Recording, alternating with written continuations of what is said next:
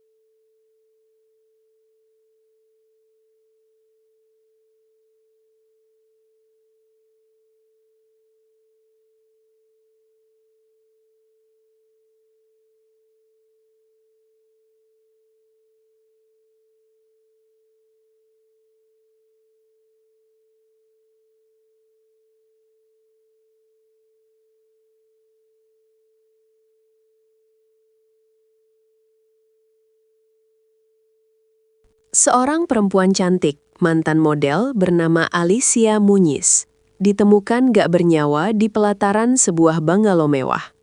Pelakunya bukan orang sembarangan. Dia adalah pahlawan nasional, dewa tinju yang dipuja-puja, Carlos Monzon. Gimana bisa seorang idola berubah jadi monster dalam semalam? Kita bahas tuntas kasus ini. Carlos Monzon itu legenda. Rekornya gila. 87 kemenangan, 59 diantaranya KO.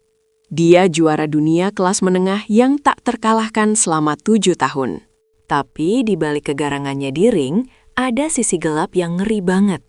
Carlos punya emosi yang gak stabil dan sangat agresif. Dia sering dilaporkan ngelakuin kekerasan ke istri-istrinya. Dari dipukul sampai babak belur, Carlos udah akrab sama yang namanya kantor polisi. Alicia Muñiz sebenarnya udah tahu bahayanya. Dia pernah bilang, Carlos itu kayak anak kecil yang pengen mainan, tapi pas udah dapat malah dihancurin. Bahkan Carlos pernah ngancam Alicia, jangan jatuh cinta sama aku, karena aku bakal hancurin kamu. Dan omongan itu beneran kejadian. Tahun 1988, meski udah cerai, mereka mutusin buat liburan bareng anak mereka, Maximiliano, di kota pantai Mar del Plata. Awalnya kelihatan tenang, tapi Sabtu malam 13 Februari, suasana mulai panas. Carlos mulai minum-minum dan emosinya meledak. Minggu subuh jam 5 pagi, tetangga dengar suara teriakan dan keributan hebat dari balkon lantai 1 bungalow mereka. Di dalam kamar itu, Carlos yang kalap mulai nyerang Alicia. Tangan yang biasanya dapat medali emas itu sekarang dipakai buat hal yang keji.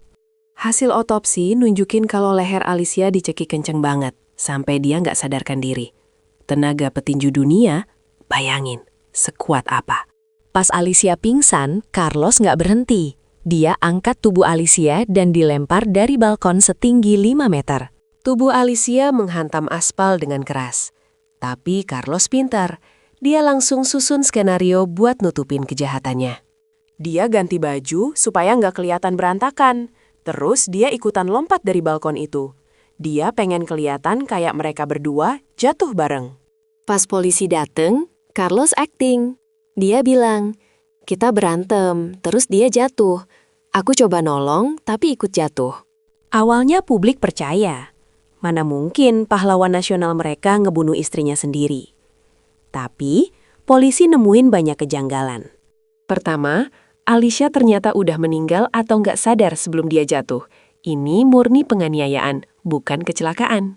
Kedua, Ada saksi mata yang lihat Carlos sempat pesan minuman setelah kejadian, bukannya panik manggil ambulans. Ketiga, baju yang dipakai Carlos pas jatuh itu bersih banget buat ukuran orang yang abis berantem hebat. Kasus ini bikin Argentina terbelah. Ada yang tetap belain sang legenda, tapi banyak juga yang mulai sadar kalau ini adalah pembunuhan keji. Di pengadilan, Carlos tetap ngelas. Dia bilang dia mabuk dan nggak sadar apa yang terjadi. Tapi bukti-bukti nggak bisa bohong. Tahun 1989, Carlos akhirnya divonis 11 tahun penjara. Publik marah.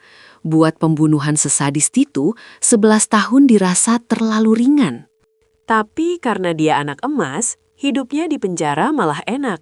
Dia dapat fasilitas mewah dan sering dapat izin keluar pas weekend. Nah, disinilah karma mulai bekerja. Januari 1995, pas masa hukumannya sisa dikit lagi, Carlos dapat izin keluar buat pesta.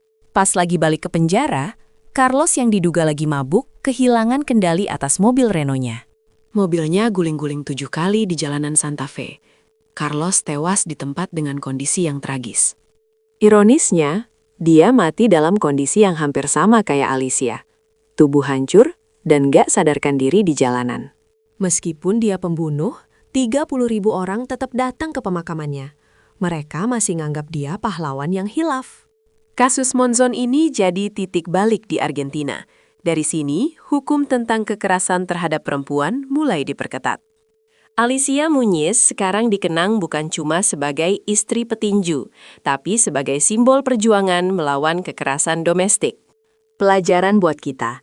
Prestasi setinggi apapun gak bakal bisa nutupin sifat asli yang buruk. Kekerasan bukan tanda cinta. Gimana menurut kalian? Apakah hukumannya adil? Komen di bawah ya. Jangan lupa subscribe buat cerita misteri lainnya.